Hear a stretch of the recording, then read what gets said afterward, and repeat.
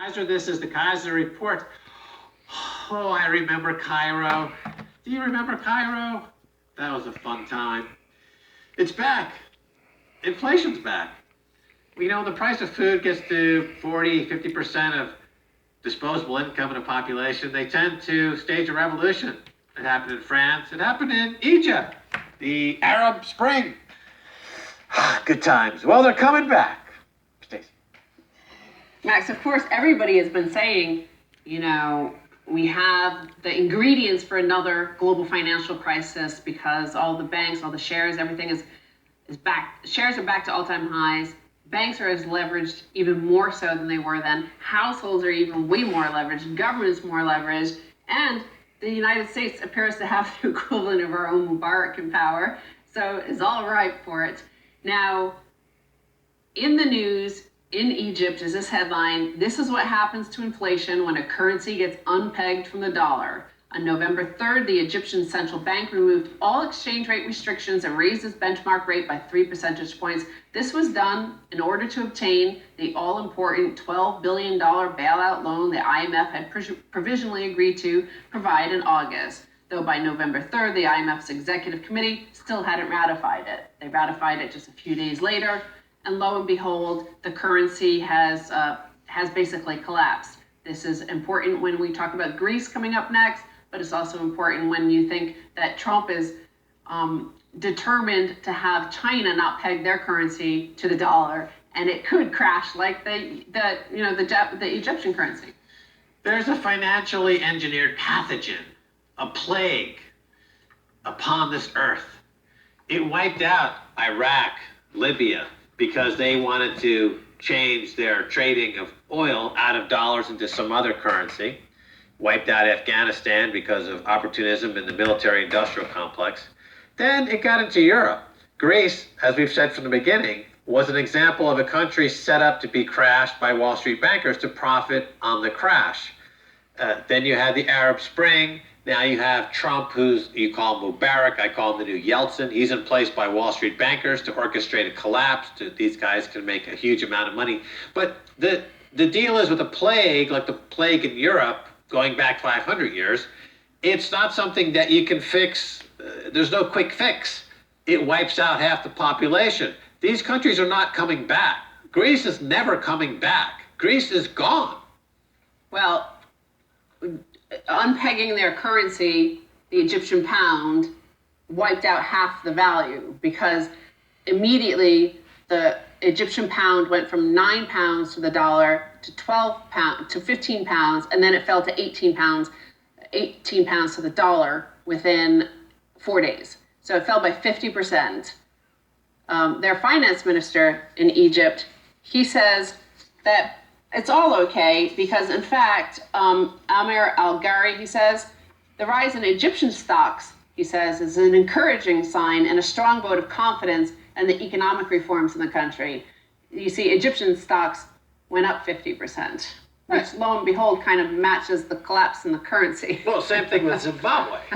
They had a remarkable move in that stock market. The stock market is not a proxy for economic health. Yeah. The stock market is a proxy for economic fraud. Shalom Akim, my name's Kal-Yah. I want to give all praise and glory to Yahweh, Ba'asham, Yahweh Shai. Double honors to our apostles and our elders and our apostles, and who rule great Muslim well. Shalom to all Yakim pushing this truth with sincerity. Shalom. This is, they put this out, it's talking about, they got the ingredients for a new global crisis. He's talking about war in the streets. He's saying that Trump was put in place to create a crash, to drive this nation into the ground. And look what he has right here. That's skull and bones. Skull and bones on the back of his vest. Do you think this guy has that much style and class and whatever the hell you want to put it in there, that he would decorate his back of his vest with skulls and bones? Does that look like a tough guy? Does that look like a biker that would wear a skull and bones on the back of his vest? No. He's part of that secret society. And they're putting it out there. that America is finished, and there's soon to be war in the streets of America. Probably by this year, Lord willing. Yahweh Ratazakah. But I'm bringing out some scripts, brothers, to edify this. Let me see. All right. This is Revelation 17, verse 12. It says, "And the 10 horns which thou sawest are the 10 kings." And that's on the heads of the beasts, okay? "Which have received no kingdom as yet." Salah.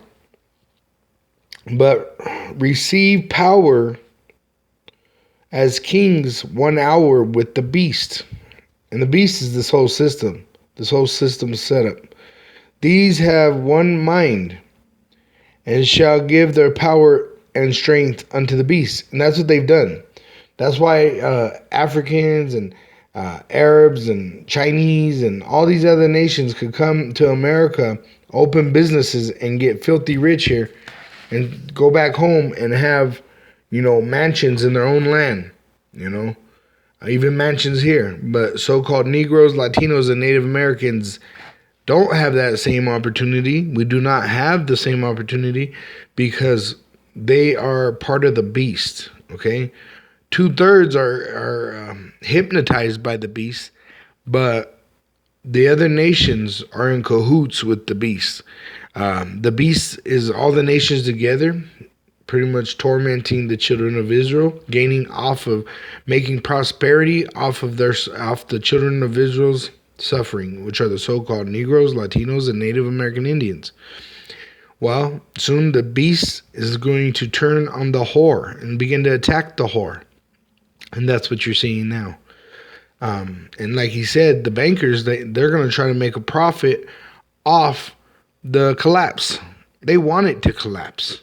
That's why they're doing all these riots and stuff. A riot permit for a riot could cost up to $250,000.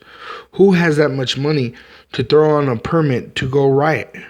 It's the rich that are pushing this agenda. Edomites want the race war so that they could kill us in the streets. 2/3 of Israel, so-called Negroes, Latinos, and Native American Indian, are going to die in these times of Jacob's trouble. Let's see. 14. "These shall make war with the Lamb, and the Lamb shall overcome them. For he is Lord of lords and King of kings. And they that are with him are called and chosen and faithful." Those are the elect, the 144,000 elect men and the 1/3 of Israel. Faithful, pretty much called to do the will of Yahweh. They get the Spirit. And they also are faithful in the work of trying to keep these commandments to the best of their ability and putting out the work every week, trying to call for more elect, trying to wake up the elect. Verse 15, "And he saith unto me, The waters which thou sawest, where the horse sitteth, are peoples and multitudes and nations and tongues." That's America. America's the whore. We have many different nations. We're pretty much a melting pot of nations and languages. Verse 16, "And the 10 horns which thou sawest upon the beast, these shall hate the whore." And that's what they're starting to do. They're really starting to hate this whore, America, because everywhere she goes, or the nation sends their soldiers, it becomes hell. If they try to cut themselves away from the whore, like they just talked about Cairo unpegging their currency from the dollar, they collapse the money of Cairo. Cairo. If anybody that wants to detach itself from the whore, which is America, it's collapsed. The economy is collapsed. Okay, people die. So the beast, which is all these other nations, pretty much the whole system, but the whore is what rides the beast, which is America, is starting to turn and hate the whore. Okay? and shall make her desolate and naked, and shall eat her flesh and burn her with fire. And that's what's going to draw these other nations to shoot those nukes into America, causing this place to be the lake of fire. For Yahweh hath put in their hearts to fulfill his will. So this is his will, that America is nuked by thermonuclear fire, ICBM, intercontinental ballistic missile. All the other nations are already test firing missiles to make sure that they can hit us and that everything will function properly. And to agree and to give their kingdom unto the beast until the words of power shall be fulfilled.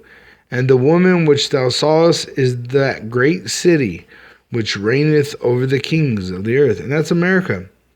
America is almost in every nation with the two horns of the devil, which is democracy and Christianity. If they do not get in with democracy, they try to go in with Christianity. If they're not allowed in with Christianity, they go in democracy. The word democracy is two Greek words, which is rulers, I'm Salakia. Demons rule, Salakia, brothers. Democracy is a Greek word, demoskrasi, which means demons rule. Christianity is a false religion. There is no religion in the Bible.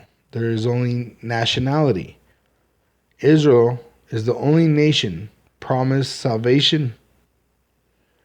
And those are the so-called Negroes, Latinos, and Native American Indians. Shalom, Akim.